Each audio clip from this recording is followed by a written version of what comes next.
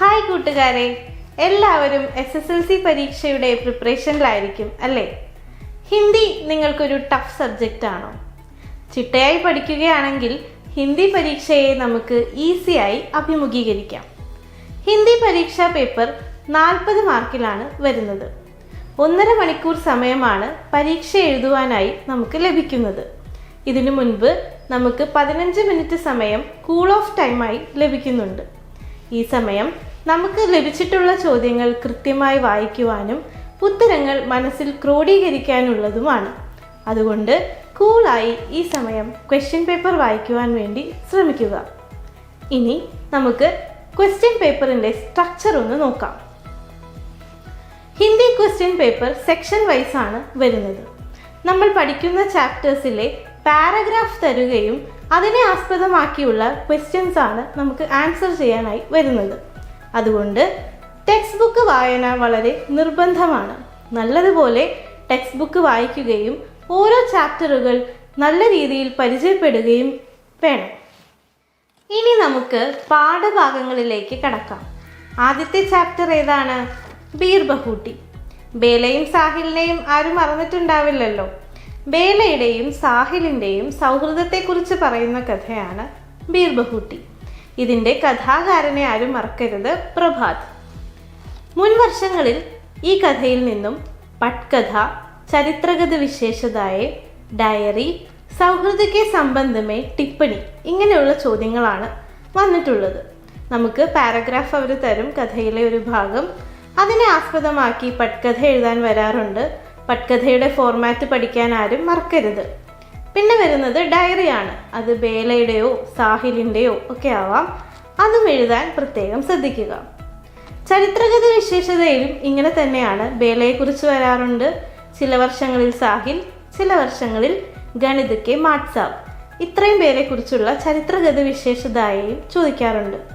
അപൂർവം ചില വർഷങ്ങളിൽ സൗഹൃദത്തെക്കുറിച്ചുള്ള ടിപ്പണിയും ചോദിച്ചിട്ടുണ്ട്.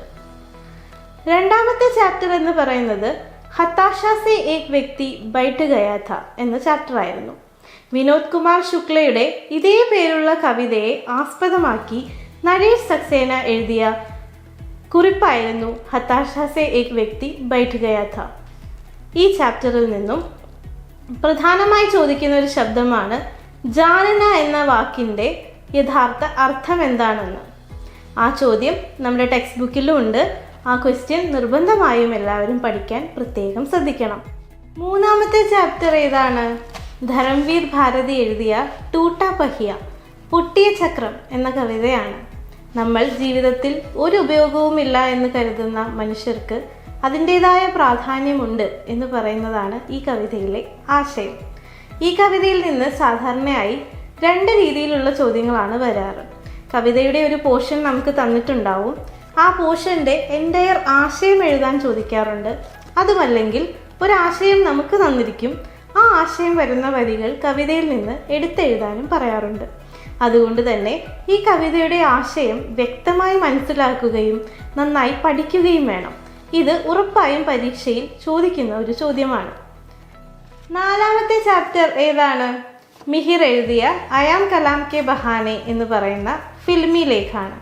കുട്ടിക്കാലത്ത് മിഹിറും മോർപാലും തമ്മിലുള്ള സൗഹൃദവും പിൽക്കാലത്ത് മിഹിർ അയാം കലാം കെ ബഹാനെ എന്ന് പറയുന്ന സിനിമ കാണാനിടയാവുകയും അതിൽ തൻ്റെ കുട്ടിക്കാലം ഓർമ്മ വരികയും ചെയ്യുന്നതാണ് കഥയുടെ പ്രധാന ആശയം. ഈ കഥയിൽ നിന്നും മുൻ വർഷങ്ങളിൽ പത്രലേഖൻ, ഛോട്ടു കി വിശേഷതായെ, വാർത്താലാബ് ആദിയായ ചോദ്യങ്ങളാണ് ചോദിച്ചു വരുന്നത്. അഞ്ചാമത്തെ ചാപ്റ്റർ ചാർലി ചാപ്ലിൻ്റെ ജീവചരിത്രത്തിൽ നിന്നുമുള്ള ഒരു കഥയാണ്, സബ്സെ ബഡാ ഷോമാൻ. ഇതിൽ അമ്മയും മാനേജറും തമ്മിലുള്ള കോൺവെർസേഷൻ, അതുപോലെ റിപ്പോർട്ട്, ഡയറി ഇങ്ങനെയുള്ള ക്വസ്റ്റ്യൻസ് ആണ് കൂടുതലായും വന്നു കണ്ടിട്ടുള്ളത്. റിപ്പോർട്ട് എന്ന് പറയുമ്പോൾ ചാർലി ചാപ്ലിൻ്റെ ഷോ കണ്ടിട്ട് പിറ്റേ ദിവസം പത്രത്തിൽ വരുന്ന വാർത്ത, അതാണ് അതിൽ കൂടുതലായി അവർ ഉദ്ദേശിക്കുന്നത്. ഈ രീതിയിലുള്ള ചോദ്യങ്ങളാണ് ഈ ചാപ്റ്ററിൽ നിന്നും കൂടുതലായി കണ്ടുവരുന്നത്. അടുത്ത ചാപ്റ്റർ എന്ന് പറയുന്നത് ഒരു കവിതയായിരുന്നു, അകാൽ ഓർ ഉസ്കെ ബാദ്, ക്ഷാമവും അതിന് ശേഷവും. നമ്മൾ ടൂട്ടാ പഹിയയിൽ പറഞ്ഞതുപോലെ കവിതയുടെ ആശയം തരികയും വരികൾ എടുത്തെഴുതാനും ആശയം എഴുതാനും അതേപോലെയുള്ള ചോദ്യങ്ങൾ തന്നെയാണ് ഈ ചാപ്റ്ററിലും റിപ്പീറ്റഡായി വന്നു കണ്ടിട്ടുള്ളത്. 7ാമത്തെ ചാപ്റ്റർ എന്ന് പറയുന്നത് പ്രേംചന്ദിൻ്റെ ഠാക്കൂർ കാ കുവ എന്ന് പറയുന്ന മനോഹരമായ ഒരു കഥയാണ്. ജോക്കുവിനെയും ഗംഗയെയും ആരും മറന്നില്ലല്ലോ അല്ലേ? ജലക്ഷാമത്തെക്കുറിച്ചും ജാതി വേർതിരിവുകളെക്കുറിച്ചുമൊക്കെയാണ് ഈ കഥയിൽ നമ്മൾ കൂടുതലായി കണ്ടത്. ഇതിൽ നിന്നും ഗംഗയുടെ ക്യാരക്ടർ സ്കെച്ച്, പട്കഥ, ജോക്കുവും ഗംഗയും തമ്മിലുള്ള കോൺവെർസേഷൻ, ഈ രീതിയിലുള്ള ചോദ്യങ്ങളാണ് മുൻ വർഷങ്ങളിൽ ചോദിച്ചു വരാറുള്ളത്. 8ാമത്തെ ചാപ്റ്റർ എന്ന് പറയുന്നത് ഒരു ലേഖനമാണ്, ബസന്ത് മേരെ ഗാവ് കാ. ഹിമാലയത്തിന് ചുറ്റുമുള്ള ഒരു ഗ്രാമത്തിലെ മാറി വരുന്ന ഋതുക്കളും അവിടുത്തെ ഉത്സവങ്ങളും ഇതെല്ലാമായിരുന്നു ഈ കഥയുടെ പ്രധാന ആശയം എന്ന് പറയുന്നത്. ഇതിൽ നിന്നും എല്ലാ വർഷവും അധികം ചോദ്യങ്ങൾ അങ്ങനെ വരാറില്ല. എന്നാലും കഥ നന്നായി വായിച്ചു തന്നെ എല്ലാവരും പരീക്ഷയ്ക്ക് പോകണം. അടുത്ത പാഠം എന്ന് പറയുന്നത് മോഹൻ രാഗേഷിൻ്റെ ദിശാഹീൻ ദിശ എന്ന് പറയുന്ന യാത്രാവൃത്ത് ആണ്. യാത്രാവൃത്ത് എന്ന് പറയുമ്പോൾ യാത്രയെക്കുറിച്ചുള്ള ഒരു ലേഖനം. ഇതിൽ നിന്നും മോഹൻ രാഗേഷിൻ്റെ പത്രലേഖനം, അതുപോലെ അവിനാഷിൻ്റെ ഡയറി, ഇങ്ങനെയുള്ള ക്വസ്റ്റ്യൻസ് മുൻ വർഷങ്ങളിൽ ചോദിച്ചു കണ്ടിട്ടുണ്ട്. അടുത്ത ചാപ്റ്റർ എന്ന് പറയുന്നത് ബച്ചേ കാം പർ ജാ രഹേ ഹേ എന്ന് പറയുന്ന രാജേഷ് ജോഷിയുടെ ഒരു കവിതയാണ്. ഇതിൽ കുട്ടികളെ കൊണ്ട് പണിയെടുപ്പിക്കുന്നതിനെ കുറിച്ചൊക്കെയാണ് നമ്മൾ കൂടുതലായും കണ്ടത്. ഇതും മുമ്പ് പഠിച്ച കവിതകളെ പോലെ തന്നെ ആശയം എഴുതാനും അങ്ങനെയുള്ള ചോദ്യങ്ങളാണ് ഈ പാഠഭാഗത്തിൽ നിന്നും കൂടുതലായി വരുന്നത്. ഏറ്റവും അവസാനത്തെ ചാപ്റ്റർ എന്ന് പറയുന്നത് ഗുട്ട്ലി തോ പരായി ഹേ എന്ന് പറയുന്ന കനക് ശശിയുടെ കഥയാണ്. ഈ കഥയിൽ പെൺകുട്ടികൾക്ക് നേരെയുള്ള വിവേചന മനോഭാവം ഇങ്ങനെയുള്ള കാര്യങ്ങളാണ് കൂടുതലും പ്രതിപാദിച്ചിരിക്കുന്നത്. കഥയിൽ നിന്നും പോസ്റ്റർ വരാറുണ്ട്, ടിപ്പണി വരാറുണ്ട്. എല്ലാം എന്തിനെ ആസ്പദമാക്കിയാണ്? ലടുക്ക ലടുക്കി കെ ബീച്ച് കെ ഭേദ്ഭാവ് അല്ലേ? ആൺകുട്ടികളും പെൺകുട്ടികളും തമ്മിലുള്ള വേർതിരിവ്. ഈ ഒരു സാമൂഹിക വിഷയത്തെക്കുറിച്ചുള്ള പോസ്റ്ററും കത്തും ടിപ്പണിയും ഒക്കെയാണ് ഈ പാഠത്തിൽ നിന്നും മുൻ വർഷങ്ങളിൽ ചോദിച്ചു വന്നിട്ടുള്ളത്. ഇത്രയുമാണ് പാഠഭാഗങ്ങളിൽ നിന്നും വരാൻ സാധ്യതയുള്ള ചോദ്യങ്ങൾ. ഇവയ്ക്ക് പുറമെ എല്ലാ വർഷവും ജനറലായി ചോദിച്ചു വരുന്ന ചില ചോദ്യങ്ങൾ കൂടി ഉണ്ട്. നമ്മൾ പഠിക്കുന്ന ഒരു കാര്യമാണല്ലേ സർവനാമം പ്രത്യയം. ഇത് എല്ലാ വർഷവും നിർബന്ധമായും ചോദിക്കുന്ന ചോദ്യമാണ്. സഹി വികൽപ്പ് ചുൻകർ ലിഖേ, നമുക്ക് ഓപ്ഷൻ തന്നിട്ടുണ്ടാവും. അതിൽ നിന്ന് കറക്റ്റായി കൂട്ടിച്ചേർത്ത് എഴുതിയിരിക്കുന്ന സർവനാമം പ്രത്യയം സെലക്ട് ചെയ്ത് എഴുതാൻ പറയാറുണ്ട്. അല്ലെങ്കിൽ സർവനാമം പ്രത്യയം കൂട്ടി എഴുതാൻ തന്നെ നമ്മളോട് ചോദിക്കാറുണ്ട്. അത് പല രീതിയിലും ചോദിക്കാറുണ്ട്. എന്തു തന്നെ ആയാലും സർവനാമം പ്രത്യയം ഭംഗിയായി എല്ലാവരും പഠിക്കണം. പിന്നീട് വരുന്ന ഒരു ചോദ്യമാണ് സമാനാർത്ഥി ശബ്ദ് ലിഖേ, അഥവാ ഒരേ അർത്ഥം വരുന്ന വാക്ക് പാരഗ്രാഫിൽ നിന്നും എടുത്തെഴുതുക. നമുക്കൊരു വാക്ക് തന്നിട്ടുണ്ടാകും, ഇതേ അർത്ഥം വരുന്ന വാക്ക് നമുക്ക് തന്നിരിക്കുന്ന പാരഗ്രാഫിലും ഉണ്ടായിരിക്കും. ആ വാക്ക് പാരഗ്രാഫിൽ നിന്നും എടുത്തെഴുതാനാണ് ഈ ചോദ്യം വരുന്നത്. ഇതും 1 മാർക്ക് ക്വസ്റ്റ്യൻ ആണ്. ഇതുകൂടാതെ വേർഡ് പിരമിഡ്, വാക്യ പിരമിഡ് എന്ന് നമ്മൾ ഹിന്ദിയിൽ പറയും. ഇതും എല്ലാ വർഷവും സ്ഥിരമായി ചോദിച്ചു വരുന്ന ചോദ്യമാണ്. അതിനുള്ള ക്ലൂവും ചോദ്യത്തിനൊപ്പം തന്നെ ഉണ്ടായിരിക്കും. അത് വെറുതെ ഒന്ന് ചേർത്തെഴുതുന്ന പണിയേ നമുക്കുള്ളൂ. ആരും ഈ ക്വസ്റ്റ്യൻ വിട്ട് കളയരുത്, നിർബന്ധമായും എഴുതാൻ ശ്രമിക്കണം. അടുത്തതെന്ന് പറയുന്നത് വിശേഷൺ ശബ്ദമാണ്. എന്താണ് വിശേഷൺ ശബ്ദ്? നമ്മൾ ഇംഗ്ലീഷിൽ പഠിക്കുന്ന അഡ്ജക്റ്റീവ് പോലെ തന്നെയാണ് ഹിന്ദിയിലെ വിശേഷൺ ശബ്ദ്.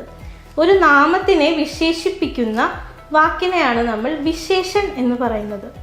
അപ്പോൾ നമുക്ക് തന്നിരിക്കുന്ന പാരഗ്രാഫിലെ ഒരു നാമവും വിശേഷണവും കൂടിയുള്ള ഒരു പ്രയോഗം നമുക്ക് തരും.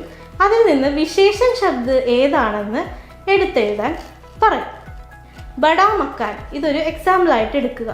ബഡാ മക്കാൻ എന്ന് പറയുന്ന വാക്കിൽ മക്കാൻ എന്ന് പറയുന്നത് കെട്ടിടവും ബഡ എന്ന് പറയുന്നത് ആ കെട്ടിടത്തെ വിശേഷിപ്പിക്കുന്ന വാക്കുമാണ്. ബഡാ മക്കാനിൻ്റെ വാക്കിൻ്റെ അർത്ഥം എന്താണ്?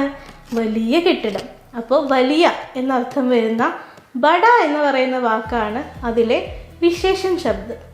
ഈ രീതിയിലുള്ള ചോദ്യങ്ങളും സ്ഥിരമായി പരീക്ഷയ്ക്ക് വരുന്നതാണ്. ആരും കൺഫ്യൂഷനായി അത് എഴുതാതെ ഇരിക്കരുത്.